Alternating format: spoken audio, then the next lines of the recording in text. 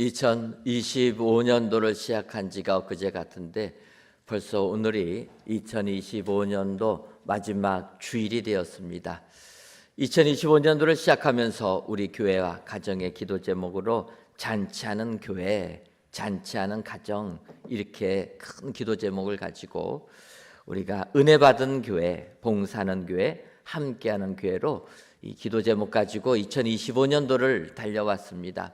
어떨 때는 우리의 삶 속에 생각지도 못한 고난이 닥쳐서 사실 잔치보다는 어려움도 있었지만 잔치하는 교회라 이렇게 기도 제목을 가지고 함께 기도하다 보니까 오히려 그 고통을 이겨서 우리의 삶에 은혜가 임하고 잔치의 기쁨이 넘쳐나게 된 줄 믿습니다. 성도님들께서 기도 제목이 잔치하는 교회 하다 보니까 모든 것이 잔치하는 은혜가 임하였다. 저한테 이렇게 말씀을 해주셨습니다. 그러고 보니까 이렇게 기도 제목을 정하는 것이 참으로 우리에게 삶을 변화시키는 축복의 통로가 되는 줄 믿습니다. 지난 10월 달에는 우리 친교부에서 메뉴를 잔치 국수로 바꿨습니다. 왜 바꿨나 생각해 보니까 교회 기도 제목이 잔치하는 교회다 보니까 음식도 잔치국수로 바꿔서 잔치가 임하는 교회가 되게 됐다. 어찌 보면 필연적이었다. 이런 생각도 하게 됩니다. 어쨌든 우리가 2025년도를 잔치하는 교회로 시작하고 이제 잔치하는 교회로 마칠 때 하나님께 감사와 찬송과 영광을 돌려드려야 될 줄 믿습니다. 이렇게 올 한 해 우리 교회에 베풀어 주신 은혜가 무엇일까? 감사거리를 묵상하다가 오늘 본문의 말씀을 택했습니다.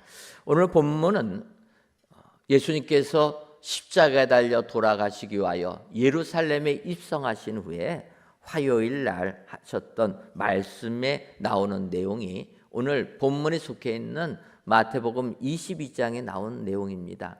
바꿔 말하면 예수님께서는 십자가에 달려 돌아가시기 직전까지도 우리 유대인들, 하나님이 택한 이스라엘 백성들 하나님께로 나아올 것을 요청하고 계시는 것입니다. 그럼에도 불구하고 나오지 아니할 때 그 구원의 축복이 다른 사람에게 넘어간다라는 것을 비유를 통해서 말씀해 주시는 것입니다. 오늘 본문 마태복음 22장 2절을 보면 천국은 마치 자기 아들을 위하여 혼인 잔치를 베푼 어떤 임금과 같으니 이렇게 하면서 이 비유의 말씀을 시작합니다. 그리고 이제 오늘 우리가 읽었던 마태복음 22장 8절을 보면 이에 종들에게 이르되 혼인 잔치는 준비되었으나 청한 사람들은 합당하지 아니하니 이렇게 말하는 것입니다. 혼인 잔치에 초청을 했지만 청한 사람들이 합당하지 아니하여서 다른 사람들을 계획하지 않았던 또 다른 사람들을 초청해서 합당하게 여기고 초청해서 그들에게 천국 잔치, 혼인 잔치의 기쁨을 누리게 해주셨다라는 말씀이라는 것입니다. 여러분, 진정으로 우리가 한 해를 돌이켜보면서 혼인 잔치의 기쁨을 누릴 수 있다는 것, 이것이 최고의 은혜요 복이 되는 줄 믿습니다. 삶이 힘들고 어려워도 하나님은 우리를 혼인잔치의 기쁨을 누릴 수 있도록 우리를 불러주셨다는 사실, 이 한 가지의 사실만 가지고도 하나님께 감사와 또 감사를 드리시는 저와 여러분들이 되시기를 바랍니다. 그렇다면 임금이 아들을 위해 혼인잔치를 베푼 것처럼 준비된 혼인잔치에 감사할 것은 어떠한 것이 있습니까? 먼저는 합당하게 여겨주심에 우리는 감사해야 한다는 것입니다. 오늘 보면 마태복음 22장 8절을 다시 보면 이에 종들에게 이르되 혼인잔치는 준비되었으나 청한 사람들은 합당하지 아니하니 이렇게 말씀하고 있습니다. 이것은 잔치를 베풀 때의 모습입니다. 요즘도 우리가 그렇습니다. 잔치를 베풀려고 하면은 잔치에 얼마나 많은 사람들이 올지를 몰라서 미리 잔치를 베풀 예정이니 오실 수 있습니까? 수락하는 서신을 보내게 됩니다. 그래서 그들이 그 서신을 받아서 내가 이 잔치에 참여할 수 있다 하면은 답장을 보내주게 되고, 그걸 통해서 잔치를 베푸는 사람들은 여러 가지 것들을 준비하는 것입니다. 이 임금도 자기의 아들 혼인잔치를 위하여 사람들에게 초청했습니다. 잔치를 베풀려고 하니까 오실 수 있습니까? 그들이 온다고 해서 이제 열심히 잔치를 준비했습니다. 그리고 준비가 끝나서 종들을 다시 보내, 이제 잔치가 준비 다 됐으니 이제는 와서 잔치의 기쁨에 참여해 주시기를 바랍니다. 종들을 보내니까 그들이 뭐라고 합니까? 돌아보지도 아니하고 자기 일 바쁘다고 제갈 길로 다 가버렸다라는 것입니다. 어떤 사람들은 종들을 잡아다가 모욕하고 죽이기까지 했다, 이야기를 하는 것입니다. 그래서 이 임금은 초청한 사람들이 응하지 않으니까 다른 사람들을 초청해 주었습니다. 그래서 이 초청에 응한 사람, 그 다른 사람들은 초청을 받은 것에 너무나도 축복이요 은혜가 되는 것입니다. 이들은 하나님이 합당하게 여겼다라는 것입니다. 여러분, 이 합당하다라는 의미는 알맞다, 옳다, 적당하다, 그런 의미입니다. 바꿔 말하면 하나님이 생각하는 합당함이라는 의미와 우리가 생각하는 합당함의 의미가 다르다라는 것입니다. 여러분, 세상에서 바르게 살고 옳게 살고 정의롭게 사는 사람들은 합당하다 얘기하지만, 옳은 자라 얘기하지만, 하나님은 그게 아닙니다. 합당하다고 여기는 사람은 어떤 사람입니까? 임금의 초청에 응해서 초청의 자리로 나온 사람이 합당하다, 주님이 말씀하시는 겁니다.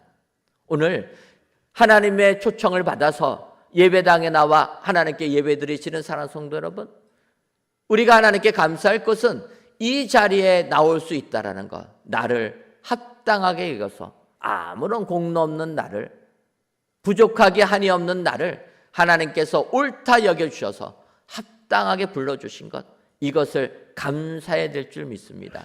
여러분, 세상을 살다 보면 사람들은 자기 기준의 합당함을 얘기합니다. 우리가 잘 아는 요나 선지자가 그렇습니다.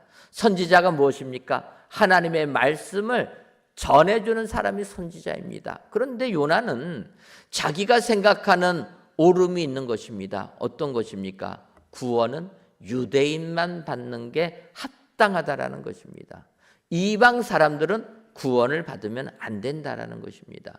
근데 하나님이 뭐라고 말씀하십니까? 이방 사람, 니느웨 사람들에게 구원을 선포하라 얘기하는 것입니다. 그러니까 요나 선지자는 하나님의 이 말씀이 마음에 들지 않습니다. 그래서 하나님의 말씀에 불순종하여 다시스로 갔다가 큰 풍랑 만나고 물고기 뱃속에 빠져서 회개합니다. 회개하니까 하나님께서 요나를 토해 주셔서 다시 니느웨로 가서 회개를 선포하게 만들었다는 것입니다. 그러나 물고기에서 나옴받은 요나, 니느웨에 가서 회개를 선포할 때에도 그 마음은 용납되지 않았습니다. 아직까지도 내가 생각하는 게 옳다라고 이야기하는 것입니다. 여러분, 그렇지 않습니까? 우리가 세상 살다 보면 이런 일들이 있습니다. 머리에서는 하나님 말씀대로 살아라 얘기하는데 우리 마음은 그게 안 되는 것입니다. 여러분, 나하고 사이가 안 좋은 사람이 있습니다. 원수같이 여겨지는 사람이 있습니다. 그러면 성경이 뭐라고 얘기합니까? 원수를 사랑하라 말씀하시는 겁니다. 사랑해야 됩니다. 그래서 말씀에 순종하려고 원수한테 가니까 원수를 보는 순간 우리의 마음은 어떠합니까? 피가 거꾸로 쏟아나서 이런 일들이 많이 있는 것입니다. 그러니까 내가 생각하는 옳음과 하나님이 합당하다 여겨주시는 기준이 다르다라는 것입니다. 요나는 자기의 뜻을 굽히지 않습니다. 그래서 요나는 이 느네의 사람들 어떻게 되는가 보려고 땡볕에 박넝쿨이 있는 걸 보고 거기에 그늘 높이에 앉아서 니느웨 성이 어떻게 되는가 보려고 합니다. 그런데 그 밤에 하나님이 그 박넝쿨 벌레 먹어서 죽이고 말았습니다. 다음 날에 어떻게 되나 일어나서 보려고 했더니 자기를 더위를 피해주는 박넝쿨이 메말라 죽은 것입니다. 이때 요나가 분노합니다. 그래서 스스로 죽기를 원한다. 하나님, 사는 것보다 죽는 것이 내게 낫습니다. 요나가 이렇게 기도하는 것입니다. 그러고 보면 요나 선지자는 참 대단합니다. 하나님께 죽여달라고 기도하는 거예요. 여러분, 이렇게 기도하면 어떻게 됩니까? 하나님께 죽여달라고 기도하는 것입니다. 그럼 하나님은 우리의 소원을 다 들어주시는 하나님 아니십니까? 은혜가 넘치고 자비가 넘치는 하나님이라 죽여달라고 하니까 하나님 어떡합니까? 내가 살리려고 했는데 너가 죽여달라고 하니 내가 어쩔 수가 없다. 그러면 데려가시는 겁니다. 요나가 내 생각과 맞지 않다고 하나님께 이렇게 기도까지 하는 사람입니다. 그때 하나님이 요나에게 이야기하는 것입니다. 요나서 4장 9절을 보면 하나님이 요나에게 이르되 내가 이 박넝쿨로 말미암아 성내는 것이 어찌 옳으냐 하시니 그가 대답하되 내가 성내어 죽기까지 할지라도 옳으니이다 하니라. 여기서 옳으냐라고 번역한 것이 우리 전에 읽었던 개역성경에는 합당하냐 이렇게 번역하는 것입니다. 하나님께서 요나에게 너가 생각하는 것이 합당하냐고 물어보시는 겁니다. 요나는 끝까지 합당하다고 하는데 하나님이 그 다음에 요나서의 결론으로 얘기해 주시는 겁니다. 11절을 보면 하물며 이 큰 성읍 니느웨에는 좌우를 분별하지 못하는 자가 12만여 명이요 가축도 많이 있나니 내가 어찌 아끼지 아니하겠느냐 하시니라. 요나서가 이렇게 끝을 맺게 됩니다. 여러분, 하나님은 하나님이 생각하시는 합당함이 있으신 것입니다. 무엇입니까? 바르게 살고 의롭게 살고 그런 게 아닙니다. 하나님은 생명을 귀하게 여겨서 그들을 구원해 주시는 게 하나님이 합당하게 여기시는 줄 믿습니다. 오늘도 우리들에게 생명 주셔서 구원의 은혜를 주시는 것, 이것이 하나님께 감사할 최고의 감사거리가 되는 줄 믿습니다. 나에게 은혜 주셔서 예수님 믿고 구원의 축복, 영생의 축복 주시는 이것이 최고의 감사거리라. 오늘도 죄인인 우리를 합당하게 여기신 하나님께 감사 또 감사하시는 저와 여러분들이 되시기를 주님의 이름으로 축원합니다. 다음으로 준비된 혼인잔치에 감사할 것은 모두 초청해 주심에 감사할 줄 알아야 된다. 이렇게 말씀하고 있습니다. 마태복음 22장 9절과 10절을 보면 내 거리 길에 가서 사람을 만나는 대로 혼인잔치에 청하여 오라 한데 종들이 길에 나가 악한 자나 선한 자나 만나는 대로 모두 데려오니 혼인잔치에 손님들이 가득한지라. 이렇게 말씀하고 있습니다. 준비된 혼인잔치를 배설한 임금이 종들에게 명을 내리니까 초청받은 사람들은 거절했습니다. 그래서 주인이 얘기하는 겁니다. 너 나가서 악한 자나 선한 자나 모두 데리고 와라. 초청하라라는 것입니다. 종이 주인의 명령에 순종해서 길에 나가 만나는 대로 구별하지 않고 모두 다 데리고 왔다. 여러분, 모두 초청해 주시는 게 축복인 줄 믿습니다. 우리가 사는 이 세상은 왜 이렇게 사람들을 구별하는지 모릅니다. 돈이 있다 없다로 구별하고 배웠다 안 배웠다로 구별하는 것입니다. 여러분, 그렇지 않습니까? 어느 동네에 사느냐 이거 가지고도 구별을 하는 것입니다. 너 어디에 사냐? 그러면 어떻게 얘기합니까? 강남에 산다. 그러면 뭔가 좀 있어 보이고, 우리처럼 강동에 산다. 그러면 조금 그러지 않습니까? 그런데 강북에 사는 사람들이 너 어디에 사냐? 그럼 우리는 어디 산다고 얘기합니까? 강남 쪽에 삽니다. 강남이 아니라 강의 남쪽 부분. 한강을 기준으로 남쪽은 여기까지 다 포함되는 것 아닙니까? 여러분, 어디 사느냐를 가지고 사람들을 구별합니다. 아파트, 어떤 아파트에 사느냐, 몇 평 아파트에 사느냐, 그거 가지고 사람을 구별하는 것입니다. 어떠한 승용차를 타느냐, 그거 가지고도 구별합니다. 그래서 우리가 소형차, 경차를 몰고 호텔을 가면은 문도 안 열어주지 않습니까? 이게 구별하는 거예요. 우리가 사는 세상은 이렇게 차별을 가지고 구별을 합니다. 그런데 오늘 이 준비된 혼인잔치에 초청한 그 왕은 초청에 응하지 않은 사람들은 버려두고 누구든지 초청에 응한 사람은 데리고 와라 이야기하여서 모두 데리고 왔다라는 것입니다. 여러분, 하나님의 기준은 세상에서 갖추었고 세상에서 많이 가지었고 세상에서 많이 권력을 잡았다고 그 기준 삼지 않는다라는 것입니다. 하나님의 기준은 무엇입니까? 오직 주인의 초청에 응하느냐 응하지 않느냐라는 것입니다. 여러분, 하나님께서는 죄인된 우리들을 오늘 이 자리로 불러주신 줄 믿습니다. 누구든지 하나님의 부르심에 응하여서 예수님을 믿는 자들에게는 천국 잔치의 기쁨을 누리는 특권을 주시는 줄 믿습니다. 하지만 이 초청잔치에 응하지 아니하면 그걸 못 누린다라는 것입니다. 그런데 오늘 말씀 보게 되면 선한 자나 악한 자나 모두 부르지 않습니까? 이럴 때 우리들이 생각해 봐야 되는 것입니다. 하나님은 모두 부르십니다. 그러나 그 중에는 끝까지 예수님 안 믿는 자도 있다라는 것입니다. 그럴 때 주님이 말씀하시는 겁니다. 마태복음 13장 예수님께서 말씀하시는 비유를 보게 되면 천국은 좋은 씨를 제 밭에 뿌린 사람과 같다 이렇게 말씀하십니다. 그러면서 사람들이 잘 때에 원수가 가라지를 덧불었다 이야기하시고, 그래서 싹이 나고 결실할 때 가라지가 보여도 주인은 가라지를 뽑지 말라 이렇게 명했다라는 것입니다. 마태복음 13장 30절을 보면 둘 다 추수 때까지 함께 자라게 두라. 추수 때에 내가 추수꾼들에게 말하기를 가라지는 먼저 거두어 불사르게 단으로 묶고 곡식은 모아 내 곡간에 넣으라 하리라. 여러분, 우리가 믿음 생활하다 보면 어떤 때에는 저런 사람이 구원을 받을 수가 있을까 생각될 때가 있습니다.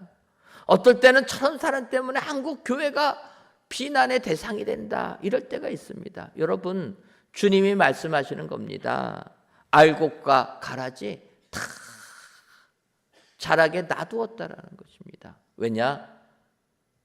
먼저 가라지 뽑다가는 알곡이 다칠 수가 있다. 그래서 마지막 순간에는 내가 심판할 때니까 그때까지는 같이 자라게 놔둔다. 여러분, 우리 하나님은 악인이나 선인이나 모두 부른 줄 믿습니다. 그래서 우리는 구원받는 축복자가 되어야 되는 것입니다. 우리 가운데 가라지도 있을 수 있습니다. 그러나 예수 그리스도를 믿으면 우리는 다 선한 자가 되는 줄 믿습니다. 천국 잔치에 참여하는 축복자가 되는 줄 믿습니다. 오직 의인은 없나니 하나도 없다고 말씀하시고 예수 그리스도를 믿으면 의인이라 주님이 말씀하고 있습니다. 오늘도 예수 그리스도를 믿음으로 하나님께 영광 돌리시는 저와 여러분들 되시기를 바랍니다. 우리 하나님은 천국 잔치의 기쁨을 주는 자 모두를 초청해 주셨다. 오늘도 초청받아서 하나님을 믿을 수 있는 기회 주신 것에 또 감사하시는 저와 여러분들 되시기를 주님의 이름으로 축원합니다. 마지막으로 준비된 혼인잔치에 감사할 제목은 예복 준비해 주심에 감사해야 된다 말씀합니다. 11절과 12절을 보면 임금이 손님들을 보러 들어올세 거기서 예복을 입지 않은 한 사람을 보고 이르되 친구여 어찌하여 예복을 입지 않고 여기 들어왔느냐 하니 그가 아무 말도 못하거늘 이렇게 말씀합니다.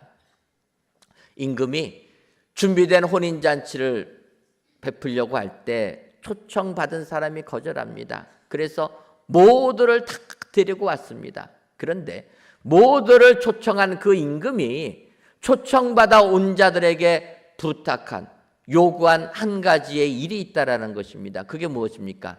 잔치에 참여할 드레스 코드를 갖춰라. 예복을 입고 오라라는 것입니다. 여러분, 우리가 지금도 이 세상 살 때 어떤 행사가 있으면은 드레스 코드라는 게 있지 않습니까? 요새 연말이 되다 보니까 많은 연예인들 상을 주고 있습니다. 그런 연예 대상들을 줄 때 그 자리에 참여하는 사람들이 옷을 어떻게 입습니까? 남자들은 나비 넥타이에 정장 갖추고, 또 여성분들은 화려한 드레스 입고 옵니다.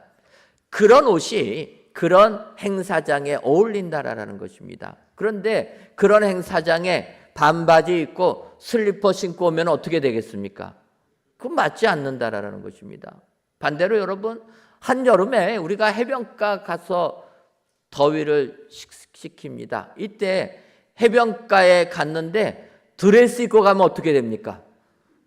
이것도 어울리지 않는 것입니다. 오늘 임금이 모두를 초청했습니다. 그리고 모두 초청한 그들에게 내가 준비한 예복을 입고 와라, 이렇게 말하는 겁니다.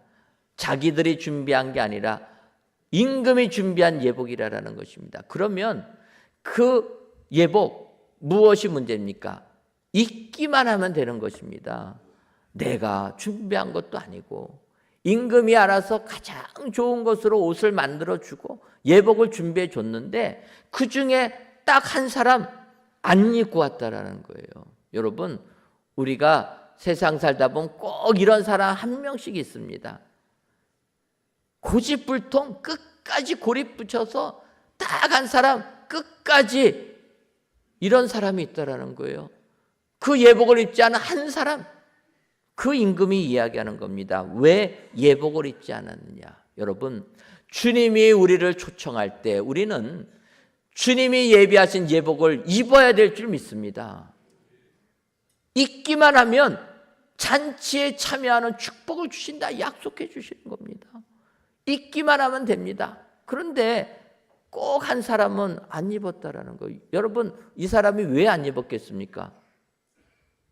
옷이 마음에 안 든다고, 내 생각과 맞지 않다고 안 입는 것 아닙니까? 여러분, 옷이라는 게 그렇지 않습니까? 한 매장에 가서 옷을 사려고 합니다. 여러분, 옷을 사려고 옷을 딱 보면은 마음에 드는 옷 있지 않습니까? 옷도 안 사봐가지고 마음에 드는지도 모르겠고, 저는 그렇습니다. 옷을 사려고 매장에 가보면 마음에 드는 옷이 있는 것입니다. 그 옷을 사려고 하는데 문제는 뭐가 있습니까? 너무 비싸다. 신기하게 마음에 드는 옷은 너무 비싼 겁니다. 그래서 그걸 살려니까 돈이 없어요. 그래서 그 옷은 마음에 들지만 못 사고, 그 옆에 보니까 어떤 게 있습니까? 할인을 하는, 그래서 90% 세일하는 옷이 옆에 있습니다. 그러면 우리는 어떤 걸 사게 됩니까? 90% 세일하는 그 옷을 사가지고 집에 오는 것입니다. 그런데 집에 와서 90% 세일한 옷을 입으려고 하니까 내 눈에는 어떤 옷이 아른거립니까? 사지 못했던 비싼 옷이 아른거리는 것입니다. 그러면 90%가 된 그 옷 입고 싶은 마음이 안 드는 것입니다. 그래서 그 옷은 옷장에다 처박아 둔다는 거예요. 여러분, 옷이라는 게 이렇습니다. 지금 초청을 받았는데 초청받은 그 모든 자 중에서 꼭 한 사람 마음에 안 든다는 거예요. 자기 생각이 있고 자기 고집이 있는 겁니다. 임금이 예비한 옷 마음에 안 들어서 나는 못 입겠다, 거절했다라는 거예요. 그때 임금이 뭐라고 얘기합니까? 다른 사람은 내가 준비한 예복 다 입고 잔치집에 왔는데 너만이 그 옷 입지 아니하고 이 잔치에 참여하느냐? 너는 잔치에 참여할 자격이 없다. 내보내버렸다라는 것입니다. 여러분, 주님은 이 비유를 통해서 우리에게 말씀해 주시는 겁니다. 하나님의 나라는 아무런 공로 없는 우리, 악한 자나 선한 자나 의인이나 죄인이나 주님이 다 초청해 주셨고, 거기에서 이 천국 잔치의 기쁨을 누릴 수 있는 유일한 것은 예복을 입으라라는 것입니다. 하나님이 준비해 주신 예복, 그 예복이 무엇입니까? 예수 그리스도라는 것입니다. 여러분, 사도 바울은 로마서 13장 14절에 이렇게 얘기합니다. 오직 주 예수 그리스도로 옷 입고 정욕을 위하여 육신의 일을 도모하지 말라. 예수 그리스도로 옷을 입으라라는 것입니다. 여러분, 하나님이 우리에게 요구하시는 단 한 가지 일은 예수로 옷 입으라라는 것입니다. 예수님을 믿고 예수님으로 옷 입으면 너희들 의로운 것 하나도 없어도, 아무리 세상에서 악한 일을 해도 그 예수 그리스도의 옷이 우리의 더러운 부분을 다 가려주고 너희들 그 옷으로 통하여서 천국 잔치의 기쁨을 누리게 된다. 주님이 말씀해 주시는 겁니다. 여러분, 예수 그리스도로 옷 입는 이 예복을 준비해 주신 하나님께 우리는 감사해야 될 줄 믿습니다. 옷이라는 게 그렇지 않습니까? 옷이라는 것은 우리의 더러운 부분들을 가려주는 게, 부끄러운 부분들을 가려주는 게 옷이라는 것입니다. 그래서 아담과 하와가 선악과를 먹고 벌거벗은 것을 깨달아서 부끄러움을 느낄 때 하나님이 가죽옷으로 덮어주시는 것 아닙니까? 여러분, 우리가 세상 살다 보면 참 죄악 한가운데 있는 우리의 모습을 발견하게 됩니다. 원하든 원하지 아니하든 어느 순간 죄의 종이 되어서 죄악의 길로 빠져들어가는 우리들의 모습을 보게 되는 것입니다. 사도 바울이 오라 나는 공고한 자로다 외치는 것처럼 우리가 주님을 믿음에도 불구하고 죄악의 길에 벗어나지 못하고 있습니다. 이럴 때 우리가 예수 그리스도로 옷 입을 때 우리의 모든 더러운 부분들은 가려지는 축복을 받게 될 줄 믿습니다. 이것이 하나님께서 우리들에게 주신 은혜요, 이것이 우리가 하나님께 감사해야 될 감사의 제목이 되는 줄 믿습니다. 올 한 해도 험한 세상 가운데서 우리들을 초청해 주시고 우리들로 하여금 예수 그리스도 옷 입어서 구원의 자리에 참여시켜 주신 하나님, 내가 올 한 해 믿음 잃어버리지 아니하고 올 한 해 동안 열심히 주님을 섬길 수 있다라는 것, 이것이 하나님께 대한 최고의 감사거리라. 오늘도 기억하시고 이와 같은 감사가 저와 여러분들 삶 가운데 임하시기를 주님의 이름으로 축원합니다.